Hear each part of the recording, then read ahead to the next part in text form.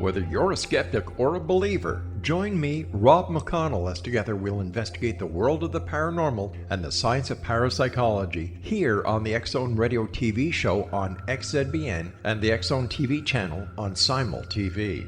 Since 1990, the X-Zone Radio TV show has been the place where people dare to believe and dare to be heard. Together, we'll investigate UFOs, aliens, ghosts, Bigfoot, psychic phenomenon, lake monsters, conspiracy theories, government cover-ups, the truth embargo, alien abductions, ESP, haunted locations from around the world, and so much more. With over 28 years of broadcasting and more than 4,500 individual guests, the X-Zone is truly a place where fact is fiction and fiction is reality, as evidenced by the credibility, integrity, and professionalism of the guests that we bring to our international audience. If you have seen a UFO, had a close encounter, seen a ghost, Bigfoot, lake monster, or a story that you would like to share or have investigated, contact me, Rob McConnell, by sending me your email to xzone@xzoneradiotv.com, or you can call toll-free 1-800-610-7035, extension 143, and on Skype, X-Zone Radio TV. For more information on the X-Zone Radio TV show with yours truly, Rob McConnell, visit www.xzoneradiotv.com or www.xzonetvchannel.com or simultv.com and xzbn.net. Until next we meet here in the X-Zone from our broadcast center and studios in Hamilton, Ontario, Canada, always remember, X-Zone Nation, keep your eyes to the sky and your heart in the light.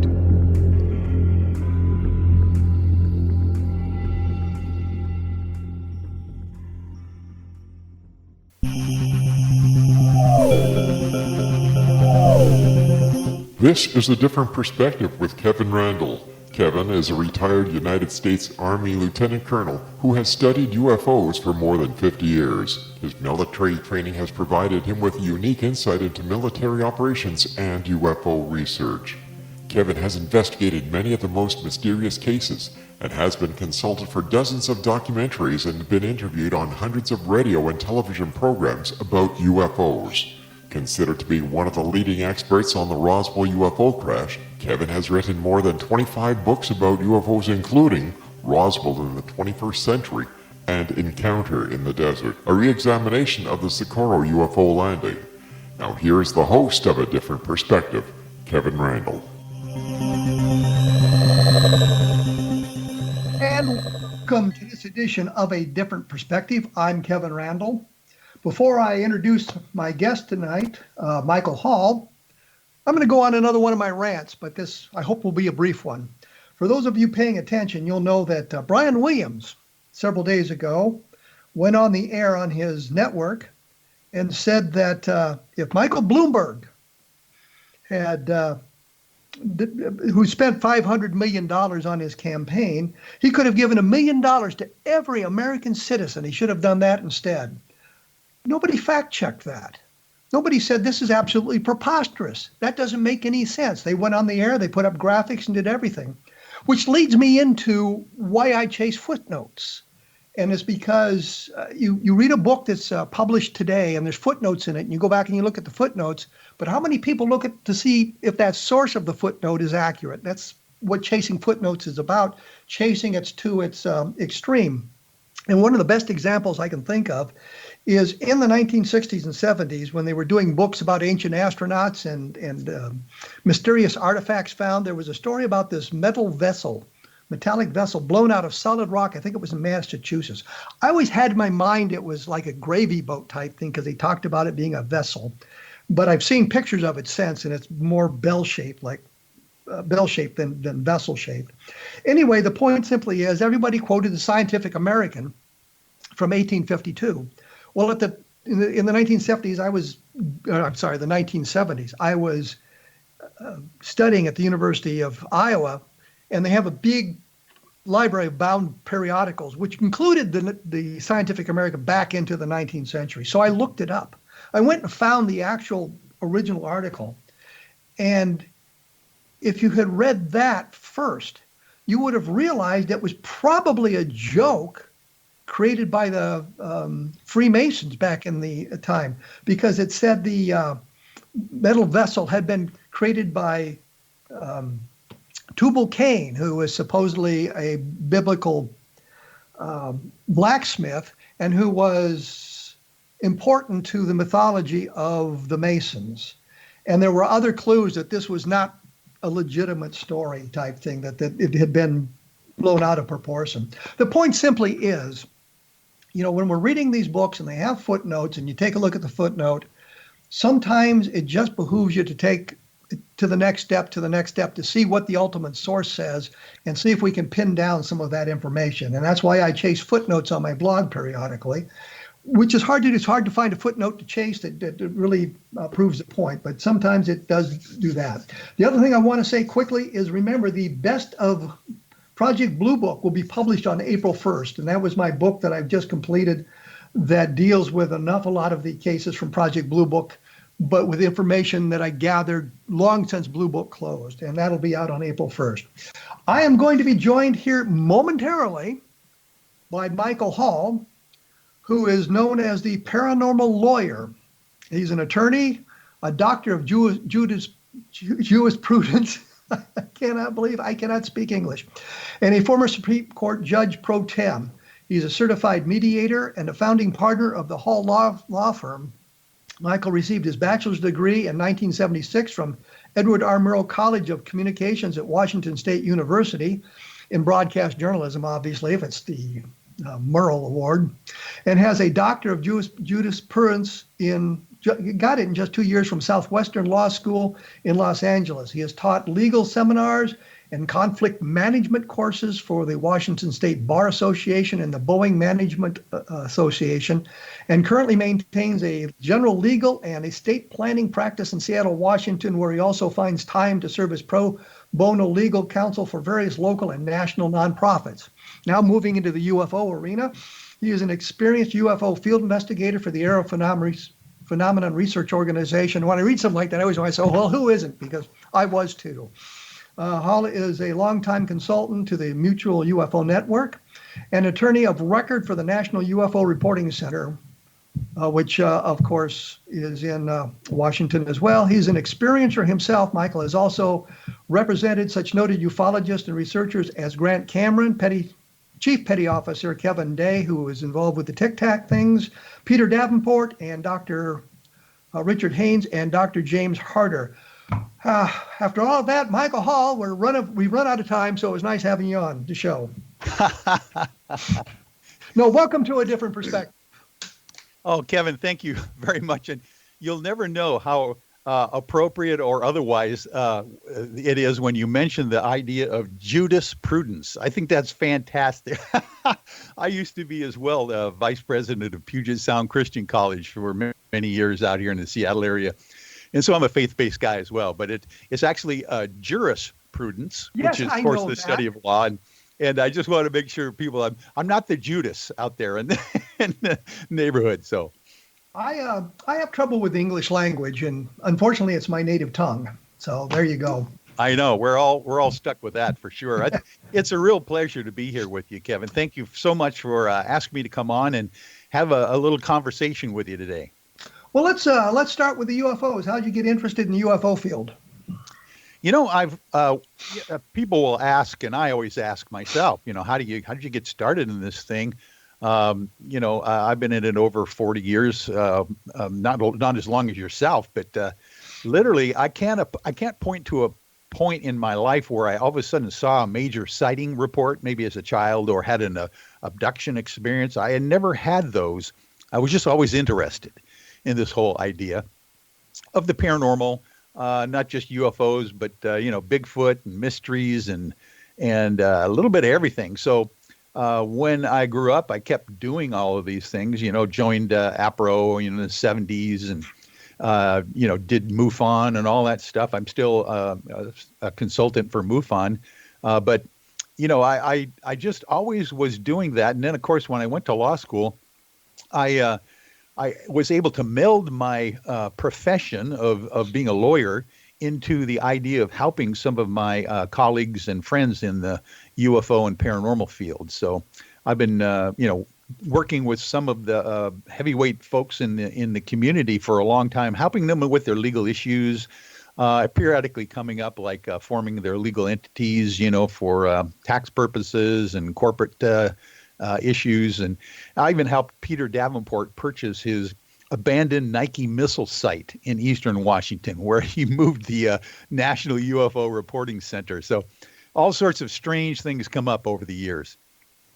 Well, I know that you said you're an experiencer. Does that mean you think you've been abducted? Yes. Short answer, yes. And that happened late in life. In January of 2012, January 10th to be exact, I have a really astonishing episode of missing time that is kind of corroborated with some scientific evidence as well on my iPhone and CPAP machine. I'm a sleep apneiac, like some of us out there. And so I've got some real interesting empirical evidence, let's say. If I had to take this to a court of law and show by a preponderance of the evidence, not a beyond a reasonable doubt standard like the criminal standard is, but by preponderance of the evidence, meaning just over 50% of the evidence would point towards the truth or veracity of an issue. I believe I could prove the fact that there's some very interesting things that happened to me on that night. We can go into it anytime you want, but I don't want to take up the whole show just by talking about my experience. Well, that's one of the things I want to explore. And you're also formed, I guess, the UFOiTEAM, which is an investigative organization. Yes, yeah, definitely. We decided quite a few years ago to get together some of our very serious and experienced field investigators to form a group called the UFOiTEAM. And we have quite a range of scientific consultants out there that help us in that regard, coming up with various evidence that we do. And we have technical gear, Kevin, like you wouldn't believe. I mean, we've got guys on our team that are inventing things. We've of course got the standard FLIR photography, night vision. We've got stop action photography, all that kind of stuff. But we've got a gentleman by the name of Dave Mason who has literally invented a pair of high-powered binoculars that can turn light frequency into sound, and basically put it on an oscilloscope, the sound frequencies, and then we can verify whether it's an anomalous object or not, whether it's an airplane, whether it's a meteor, whether it's an ISS space station. Let me interrupt you right here because I'm going to have to take a break because it's that time. Sure. I'm speaking with Michael Hall, who is involved in jurisprudence. Have to say, I suppose. I will have additional information available on my blog at www.kevinrandle.blogspot.com in the next couple of days that deal with what we've talked about today and links to other things as well. His website is www.facebook.com UFOiTEAM Insiders to take a look at that. We will be back right after this, so please stick around.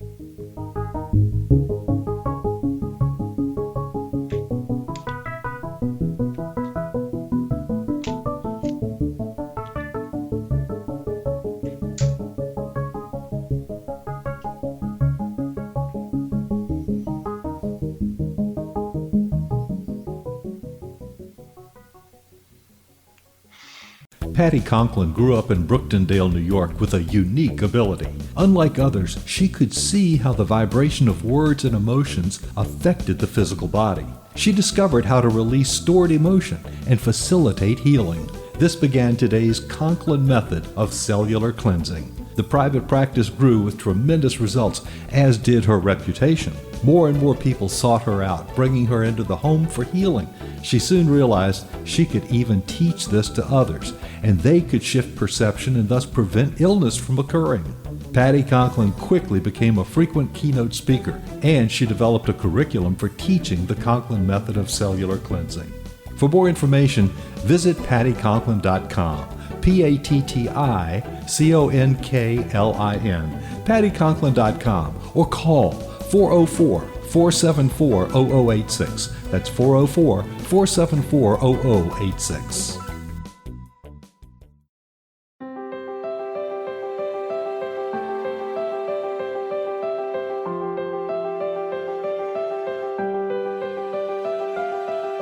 Mission Evolution is dedicated to the well-being of the planet and animals, as well as the evolution of humankind. One major factor threatening all three is increasing toxicity. Heavy metals and other environmental toxins are poisoning our bodies, deteriorating our brains, blocking our spiritual connection, and shortening our lives. Yet these poisons are extremely difficult to remove. I'm Gwilda Wiyaka, and I recently became aware of a product created from the marriage of nature and nanotechnology called Vitality. It's formulated from zoolite, whose crystalline structure binds toxins, gently carrying them out of the body. The light is only as clear as the window through which it shines. Clear your body, shine your light into the world. Visit vitalityhappens.com for a 20% discount. Enter code PATHHOME.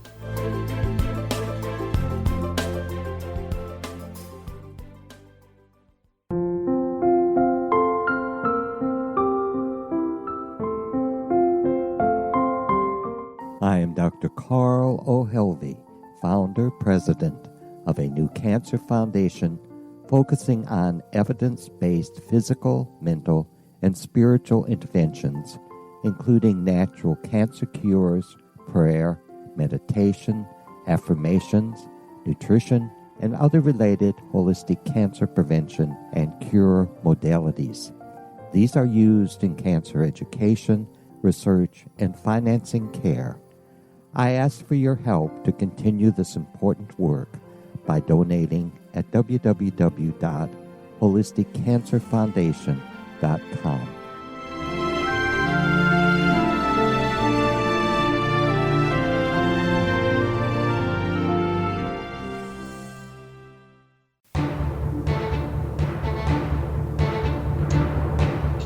I am joined by Michael Hall, member of the UFOiTEAM, an experiencer. When we went away, we were talking a little bit about the I-team, and I want to, of course, get back into the abduction aspect of it as well. And you were mentioning that you've got a bunch of technical equipment that you've sort of invented yourself, including binoculars that will change light beams into sound. Yeah, exactly. Dave Mason and Lee Strauss on our UFI team are the real techie camera guys. And Dave has created this, he's actually patented it as well, this high-powered pair of binoculars that turns any light frequency, even a distant star, into sound. And we can put it on an oscilloscope to determine, whether it's a known object or not. So once we find something anomalous in the night sky, typically it's a lot easier to get the light that way. We can actually reverse the process and send that same light frequency, or turn the sound into light again, send that frequency right back to the object emitting it. So here we are at a CE5 potential out there, being able to. Well, let's define our term. CE5 would be a close encounter of the fifth kind, which is. Yes, and that is basically termed by Dr. Richard Haynes as human-initiated contact with intelligences that are not of this planet. So basically, it's, Stephen Greer is into this as well. A lot of groups out there now are trying to do CE5 protocols to have contact, with off-worldly entities, etc. So the idea being is, if we can find a real anomalous craft flying above in the night sky, we can actually send their own light signature right back to them. And of course, at that point, it's a two-edged sword. It's like, well, okay, the kids have found the matches, and now they know who we are, or whether it's going to potentially facilitate this contact that we are trying to develop in this whole idea of figuring out if there's a way we can get along with the rest of the folks in the cosmos if they're out there. Well, how often do you find an anomalous object in the sky? Quite often. Yeah, definitely. with this FLIR photography, night vision, this ability for us to see out there in the range of spectrum that our eyes cannot see, it's almost any night we go out that's a clear sky, we can pick up anomalous objects, cigar-shaped, triangular-shaped, tic-tac shaped. And there's a huge story behind that one as well. So it's amazing what we are able to put up on our Facebook page at UFOiTEAM, so the public can get up to speed on literally what's going on above their own heads at any time. If you're having nightly sightings, how come the rest of us aren't seeing a lot of anomalous things in the sky? Well, not a lot of us are having all of this equipment that we have. That's why we want to make sure that our sighting reports and our video that we capture are out there on YouTube and Facebook and whatever we can get it out to the social media.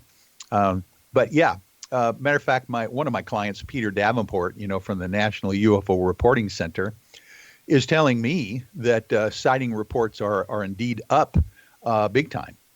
Ever since, by the way, the New York Times article came out, confirming the existence of UAP back in December 16th of 2017. It seems like people are realizing now, oh my gosh, the mainstream media is talking about this stuff. I had a sighting back in the old days and never said anything about, so maybe it's time to come out and talk about it, or at least report it. So I think the sighting reports are actually up. But the sighting report doesn't necessarily translate into a alien spacecraft.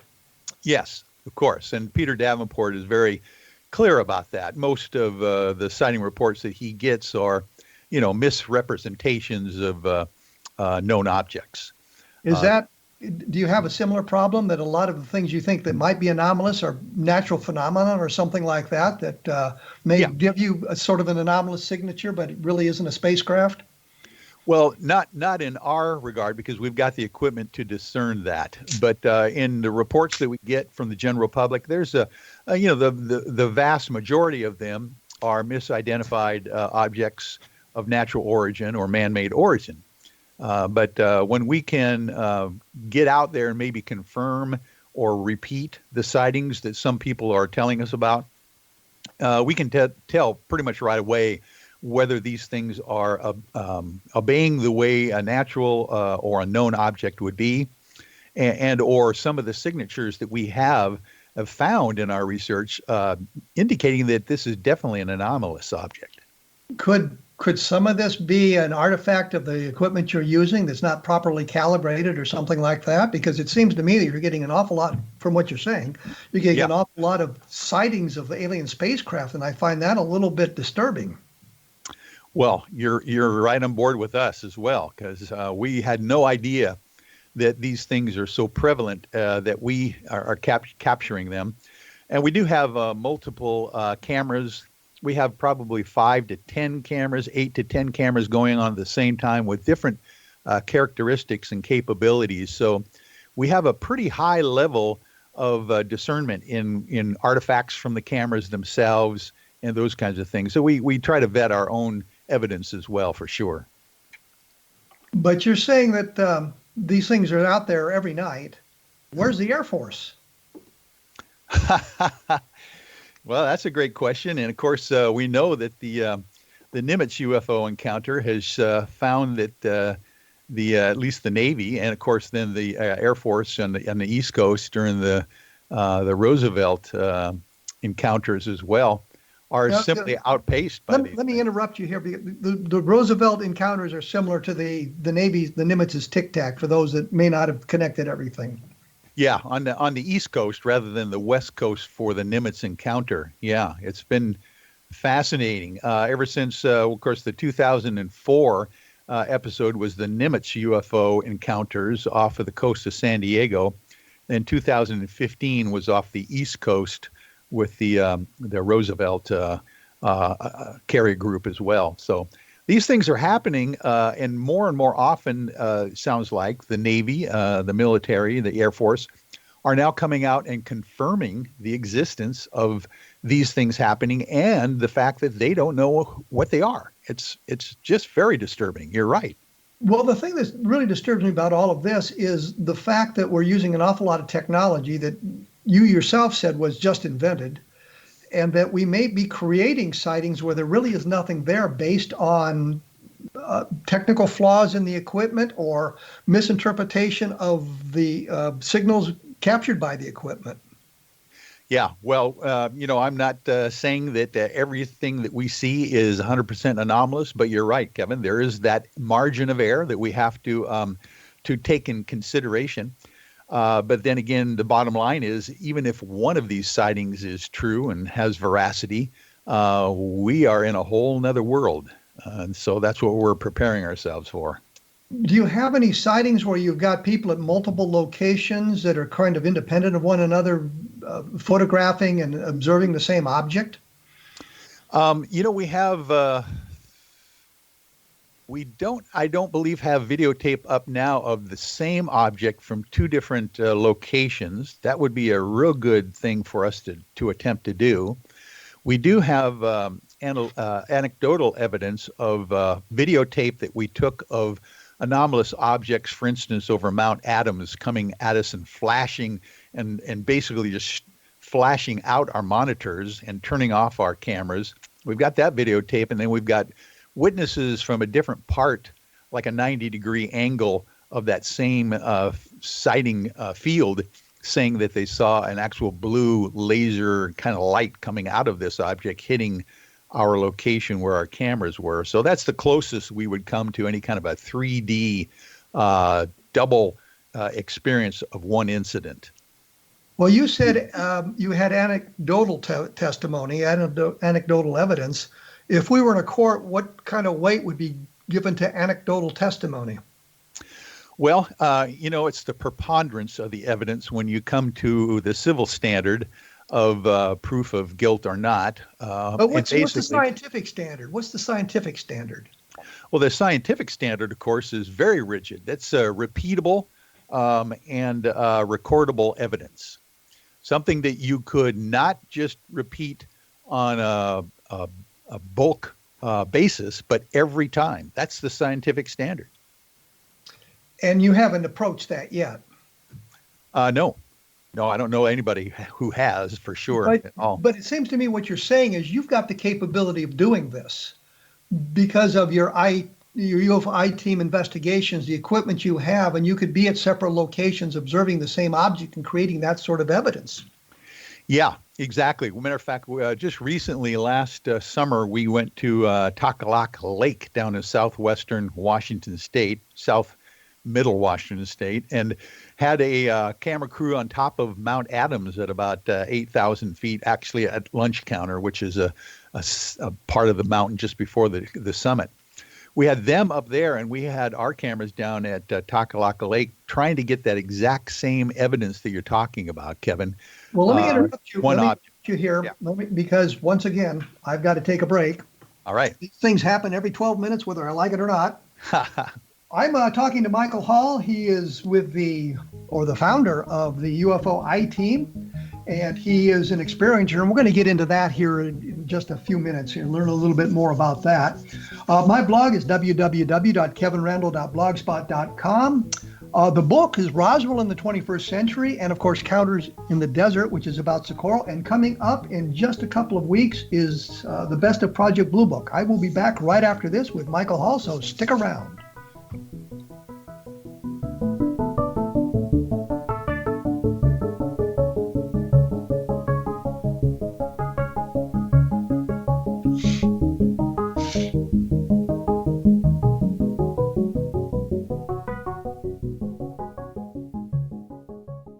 Audience. If you have seen a UFO, had a close encounter, seen a ghost, Bigfoot, lake monster, or a story that you would like to share or have investigated, contact me, Rob McConnell, by sending me your email to xzone@xzoneradiotv.com, or you can call toll-free 1-800-610-7035, extension 143, and on Skype, X-Zone Radio TV. For more information on the X-Zone Radio TV show with yours truly, Rob McConnell, visit www.xzoneradiotv.com. or www.xzonetvchannel.com, or simultv.com and xzbn.net.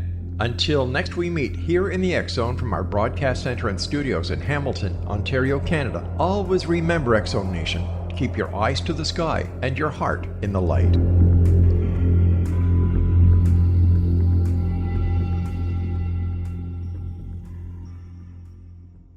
Join Patty Conklin and Healing Within Radio each week. More than entertainment, Healing Within offers educational, useful tools for everyday life. Listen for help overcoming fear, anxiety, and depression. Patty knows about eliminating cancer, MS, dementia, Parkinson's, and a host of illnesses that we face every day. Life can be good. Life is good. All you need are simple tools to start changing your life. Start right now by visiting pattyconklin.com, PATTICONKLIN. No matter where you are in the world, you can work with Patty through Skype, phone, or in person, visiting one of her retreats in Georgia. Visit pattyconklin.com today, or call our offices at 404-474-0086. That's pattyconklin.com, or call 404-474-0086.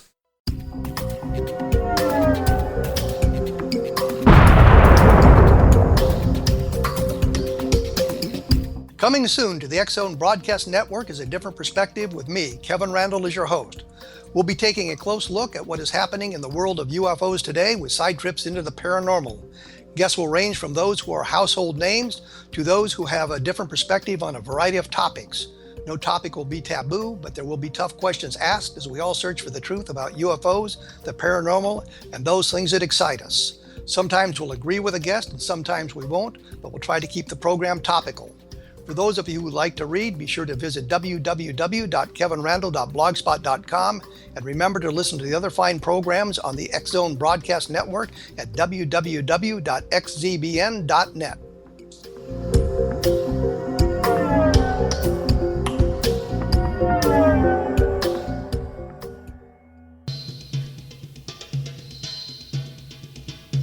As promised, I am here with Michael Hall. We were talking about his attempt to observe the same object from separate locations and, I guess, gather photographic evidence and other sorts of evidence. I'm not even going to try to pronounce the names of the places in Washington because I couldn't even do jurisprudence earlier, so we'll give up on that.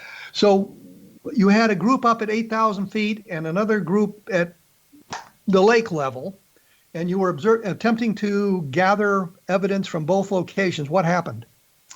Yeah, we're not able to get corroborative evidence on tape at the very same time, but the real strange coincidence was that at the top of the mountain, they had a sighting at about 3:30 a.m. in the morning. Kind of strange timing as well, of lights playing on the top of their tents as they were sleeping in the snowfield at the top of Mount Adams, that literally woke them up. They were so bright, coming down from the top of the sky to their tents rather than from the side, like, for instance, any other summiting hikers would come from the side. At the same time, we were at the lake then, our car batteries died on our vehicles, because some people sleep in their vehicles when we're out on our expeditions, sky watches, because in the middle of the night they try to turn their cars on to get warm again. And at the same time, 3:30 in the morning, two of our three car batteries died and they couldn't start their vehicles. At the same time, my CPAP machine, which I sleep with every night because I have sleep apnea, stopped working as well. And of course, we ended up, when we added all this stuff together in the morning around the campfire, found out that my CPAP machine only recorded an hour and 20 minutes of use that night, which is strange because you can get a printout on your iPhone of, the sleep report that you had the night before or the week before or the month before. And that was the only night within that whole period that I got hardly any sleep for some reason. So anyway, just stuff like that happens to us all the time, and we're trying to get this scientifically proved that we've got some things going on here that need to have more analysis done. Well, let's move off into the realm of alien abduction. Now, I know when I was reading some of the stuff, you said you had found some markings on your body back in as early as 1991, if I remember correctly. Right. Had problems with your shoulder that you thought might be related in some form, but you didn't remember an experience, or you weren't aware of an experience prior to 2010? Yes. What a memory you've got there. Well, I pay attention. Yes. What? Well, fill us in on some of the details here. I mean, sure. We know from others that these markings on the body may be associated with alien abduction, but they also might be associated with just common things that happen when you are sleeping. Yeah. Tell me about the abduction, the experience. All right. Yeah. Of course, some of these scoop marks and things that bumps that appear on your skin were prior to this, but on January 10th of 2012, I'm coming home from my son's middle school parent meeting. Of course, as a parent, you always go to these school meetings periodically. And I was going through a kind of it was not kind of, it was a horrific divorce at the time. So I had to prove that I was involved in my children's schooling like I always had been. So at the school parent meeting, I literally signed in on the sign-in sheet at about 6:45 and took a photograph of the sign-in sheet just for my own purposes and in my divorce process. And then being a lawyer, you wanted evidence. I'm always thinking, of course, you're your own worst enemy when you're your own lawyer for sure. But I wanted to have proof that I was there. And then the meeting happens an hour and a half later, and then it's over, and I go home. And I'm only living four minutes from the school, so it takes me about few minutes to get home in the middle of the winter. Beautiful dark sky out, no stars out, but a beautiful full moon that night at about 8:37 p.m. when I get out of the car, walk up to the house, and I decide for some reason to take out my little old iPhone 4S at the time and take 2 photographs of the moon, 1 second apart. I don't know why I did it, because I know, when you look at a photograph of the moon or something like that, the night sky with your iPhone, it's just not very impressive. But the next morning I go to my office and plug in my phone to my laptop, and of course to charge it back up again. And what it does, it prompts me immediately to download any new photographs, which I do. And all of a sudden on the screen of the laptop, my full moon picture is much bigger. And I'm noticing that below the moon, there is a red dot hovering below the moon. And I'm going, that's impossible. I know my neighborhood. I know where I took the photo. There's nothing there. I put it through, I'm trying to rush through this to make it real quick for you, but I put it through an app that enhances photographs. And literally there is a isosceles triangular craft or object hovering below the moon with a red glowing light in the middle of it. So basically, I'm just so curious. I get to my camera roll and I start going, what is this? Is this a glitch? Is this an artifact or whatever? And I notice that all of a sudden, these 2 pictures of the moon with the artifact in it are literally before the photograph that I took of the sign-in sheet at the parent meeting the night before. And I'm going, that's impossible. I took a picture of the sign-in sheet first, then came home, took pictures of the moon. Anyway, long story short, Kevin, the metadata on my camera roll says that those 2 pictures of the moon and this craft below the moon were taken 17 hours earlier that same day at 3:37 a.m. and not 8:37 p.m. So I've got, I've got GPS coordinates. I've got all sorts of metadata on there that confirms supposedly that both of these photographs were taken within a minute or of each other, but not taken when I thought they were taken. That's just a weird missing time thing that I've experienced. But then you have no memory of being on a ship or anything like that? I don't. I do not have any conscious, and that bugs the heck out of me as a analytical thinker. The idea being that I could swear on a stack of Bibles as the former vice president of Puget Sound Christian College that I took 2 pictures of the moon in front of my house at 8:37 p.m. And supposedly that didn't happen. Well, the question I need to ask here, and I hesitate to ask it of a good Christian man, but how much do you drink? I never, one of my things is being a pro tem judge for the Superior Court. I have to, levy sentences on drunk drivers all the time, or I did back in those days.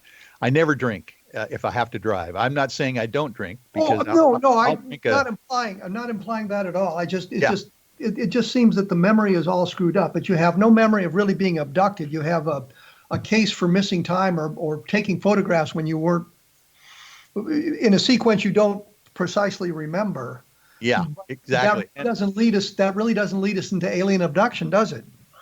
No, not yet. It sure doesn't. It's just kind of, again, is that strange evidence of something unique happening to you in life that doesn't make a whole lot of sense, that obviously demands a little bit more scrutiny and,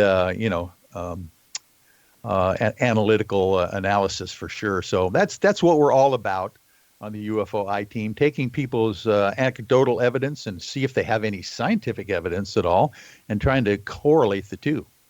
Well, how many people on the I-Team are abductees, experiencers? We have at least 2 on our current team of about 10 to 15.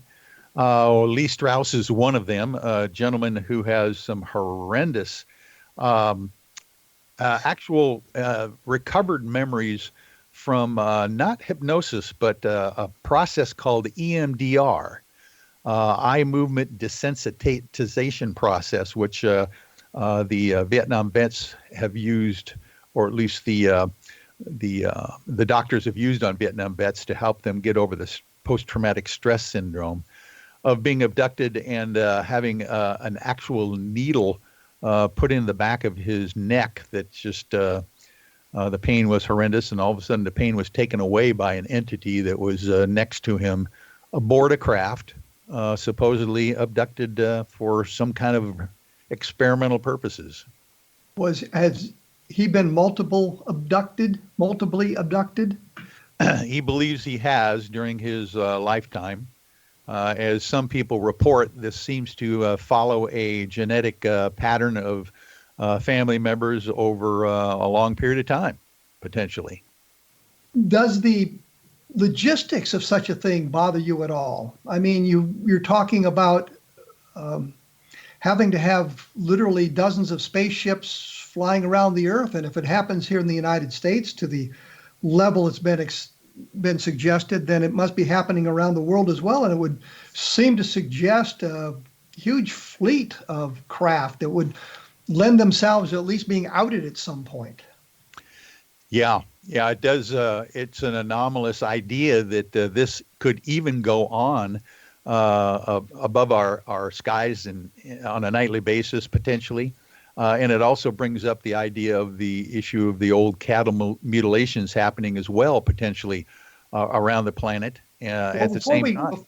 Before we divert into cattle mutilations, let me take our last break here. Great. And just point out that there are some other fine programs about the paranormal on the X Zone Broadcast Network. So take a look at the website, and you can scroll down, see what programs are there, and the ones that might fire your interest you can take a look at. I will put up additional information on my blog at www.kevinrandle.blogspot.com.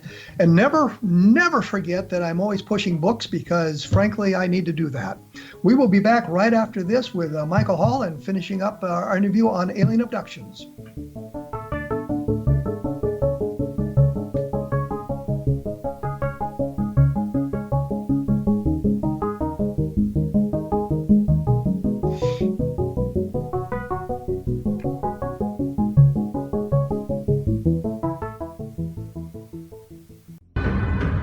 If you are looking for a safe, zero-calorie natural option to the harmful artificial sweeteners on the market today, Just Like Sugar is what you're looking for. Just Like Sugar is a wonderful natural alternative for those health-conscious people who choose a calorie-restricted diet with a great, pure, sweet flavor that tastes just like sugar. Just Like Sugar is a great natural option for people suffering from diabetes and may be useful in restricted diet programs where standard sugars are not allowed and does not cause a laxative effect of some other sweeteners.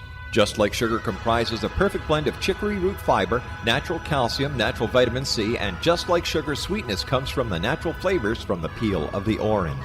Just Like Sugar is a natural alternative to harmful artificial sweeteners and will change the way that you believe all natural sweetener products taste. Just Like Sugar is available at your local Whole Foods markets, Wild Oats markets, Henry's, Sun Harvest, and many other fine natural food stores in the U.S., Canada, and worldwide. They are here, and they've been here for thousands of years, making their presence known in the shadows. They might be seen by a lonely motorist on a deserted road late at night, or by a frightened and confused husband in the bedroom he is sharing with his wife. But who are they? What do they want? Why are they here? Perhaps most concerning, has the government been aware of their presence all along? The new book by Ellie Marzulli, UFO Disclosure, the 70-year cover-up exposed, delves into the world of UFOs. Can full disclosure be soon? Order now and receive a free hour and 37-minute DVD on the UFO phenomenon. UFOs are real. Get both the book and the DVD, a $40 value, for only $19.99. To order your book and DVD today, go to lamarzulli.net. That's LAMARZULLI.net. You have heard of the X Zone? Now watch it on Simul TV, plus 500 video games, live TV channels, free video on demand, worldwide, and more. Does this sound like tomorrow's television? Well, it is, but you can have it today, right now. It is Simul TV. Simul TV offers what the others only wish they could provide. 15 exclusive channels like X-Zone, Sci-Fi, and Horror. We are worldwide. No other provider offers that. 500 built-in video games. No need to have an extra expensive system. We have them included. Free video on demand. Live streaming events from around the world, interactive online network, and much more. Tomorrow's TV today. Simul TV. Sound too good to be true? Well, it's not. You can have Simul TV today. Sign up at simultv.com. Do it today.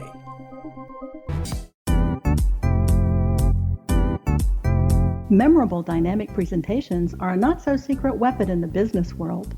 Do you have a powerful message that must be shared, but you haven't found a way to deliver that message? Do you want to be known as a top public speaker who gets amazing results? Are you ready to create and deliver your powerful message? Thomas Hides can help you create and deliver your speech to get the results you desire. Visit iconquality.com.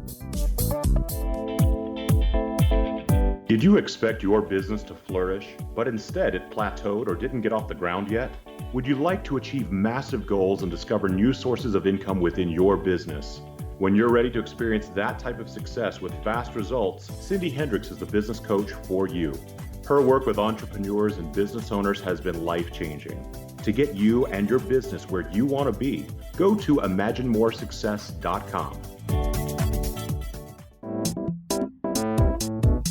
Has the fear of public speaking stalled your business or personal life? What would you give to develop and maintain supreme confidence? Have an invaluable private program to always perform at your best. Imagine how you would feel. You can have all that and so much more today with Thomas Hides' life-changing course called Number One Fear Unleashed. Visit numberonefear.com and be liberated from your fear of public speaking.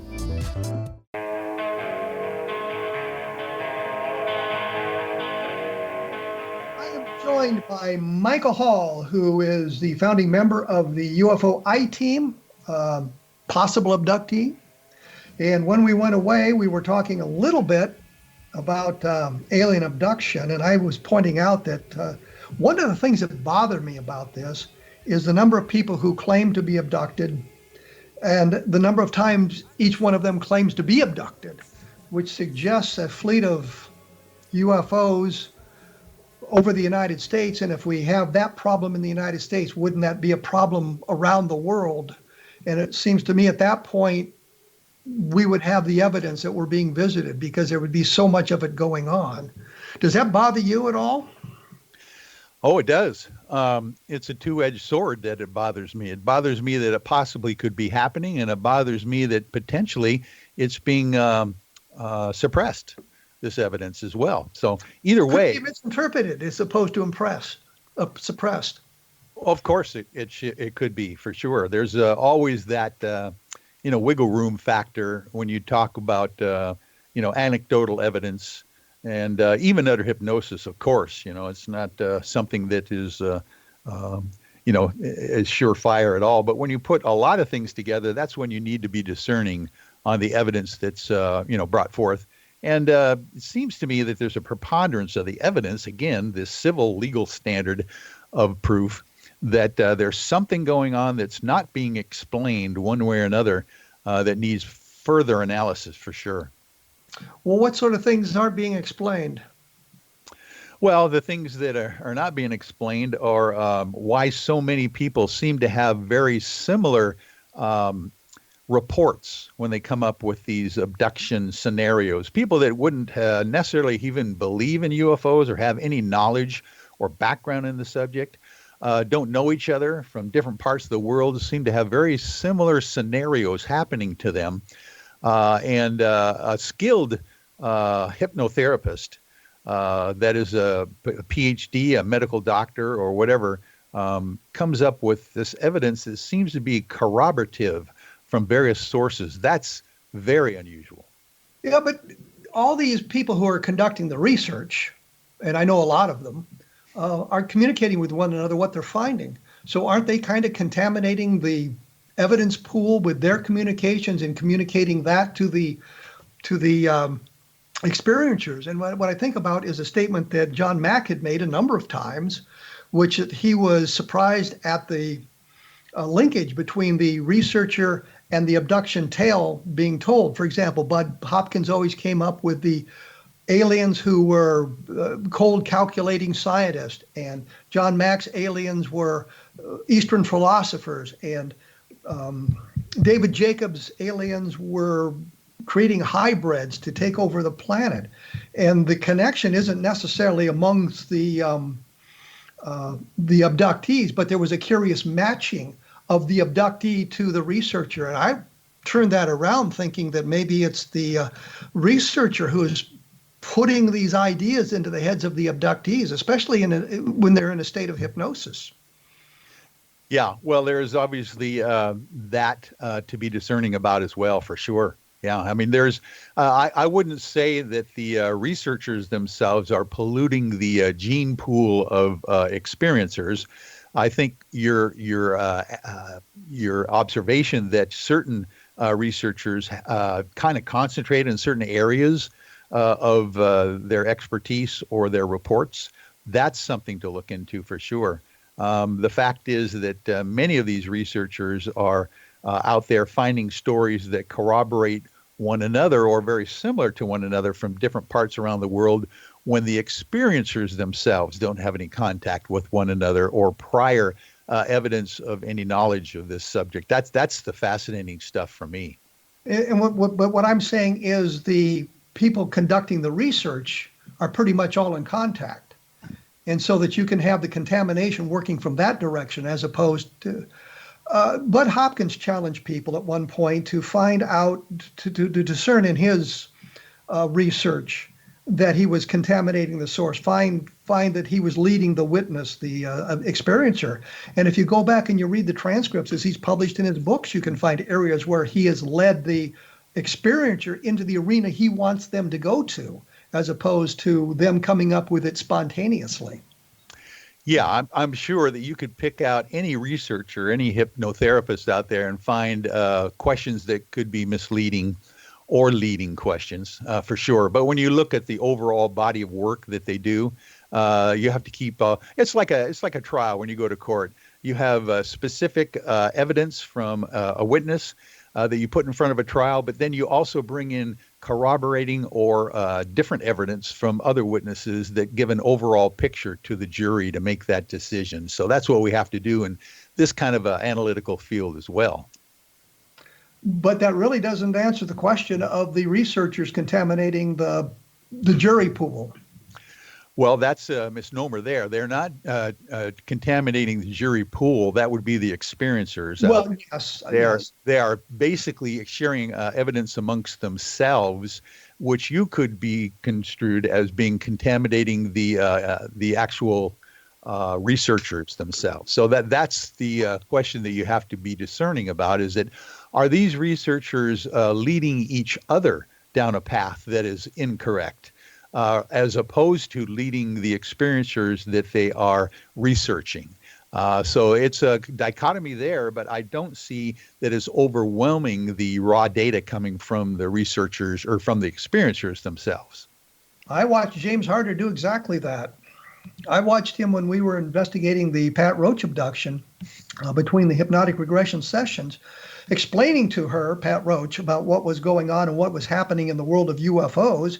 And then we would go into the next hypnotic regression session, and those kind of elements would be brought up in the session. And one of the things that he'd done was he had talked about the Barney and Betty Hill case, where Betty Hill talked about having the needles pushed into her navel. Yes. Medical examination. And the very next session, Pat Roach said specifically, I don't remember being examined, but I know I was. And I think that's a point of contamination. James Harder was attempting to corroborate the Barney and Betty Hill case by finding more cases like that, and unconsciously was feeding information to the experiencers, to the witness. I now believe Pat Roach suffered from an episode of sleep paralysis based on everything I know about the case. And since I brought Harder into it, I was the lead investigator. Yeah. But I mean, that's a prime example of what I'm talking about here. Yeah, that's a prime example of the idea of potentially leading a witness in that regard. And of course, that's one thing that you have to keep in mind for sure. When you look at the overall body of evidence, that's what you have to keep, kind of weighing that against as well. And of course, James Harder was the gentleman as well that did the Travis Walton, investigation as well. So, you got to take his work as a body of work as well, and kind of weigh it against, these specific cases that we can bring up from anyone, I'm sure. Well, let's, I've got just a couple of minutes left here for you. Your I-team, is there a way for people to contact your I-team for investigative purposes if they have a sighting or something? Is there a way to get in touch with you? Oh, of course, Kevin. Thank you for that. It's UFOiTEAM with a lowercase I and everything else capitalized on Facebook. UFOiTEAM.com is our website. And we're all over social media. You can contact us very easily in that regard. There's phone numbers on the websites as well. So we encourage people to come forth and tell us their story. Do you publish anything on a regular basis, a newsletter or things on YouTube or other than the Facebook contacts? No, we don't have any written newsletter or anything like that. That would be fun to get to at one point. We're too busy going out in the field and doing our sky watches and investigations, but we are now getting into the point where we can live stream our sky watches and investigations. So we're going to be doing that on Facebook and YouTube as well, so people can be there in the field with us as we're catching these anomalous objects and seeing some of the scientific evidence that we're hopefully being able to gather. Well, thank you very much, Michael Hall, for joining us on A Different Perspective. I've found it an interesting discussion, and I hope you found it as much fun as I have. Oh, it was awesome. Thank you so much, Kevin, for allowing me to come on and talk with you. Okay. Well, we'll be in touch so we can see some of these things you've been streaming on, or will be streaming on through the internet. Thank you very much for joining us here on A Different Perspective. Thank you. As I usually say at this time, I've done a number of books. The 21st century actually gives the best analysis of where we are in that case in today's environment, tries to suck some of the nonsense out of it. I mean, there were so many people came forward in the 90s with their stories of being involved in the Roswell case, and we've been able to eliminate a lot of that nonsense and kind of drill down to the important parts of the case. And I tried to bring all of that to the forefront in Roswell in the 21st century. And of course, I did sort of the same thing with the Zamora case from Socorro, New Mexico in 1964, the landing there in Socorro, trying to get down to the basic evidence, and actually found some additional witnesses and made it a little bit better case than it was when the Air Force investigated it back then. I'll, of course, put up more information at my blog at www.kevinrandle.blogspot.com, and I promise not to say anything mean about Curse of Oak Island, which I think they've solved the problem, but that's another whole story. Next week, I'm going to be joined by Kurt Collins, and we're going to be talking about the Cash Landrum case from the 1980s. It happened about the same time, December of 1980, as the Rendlesham Forest case. So there's some interesting stuff going in there. So we'll be talking to Kurt Collins about that. You've been listening to a different perspective on the X-Zone Broadcast Network. Keep listening at xzbn.net, and thanks for tuning in.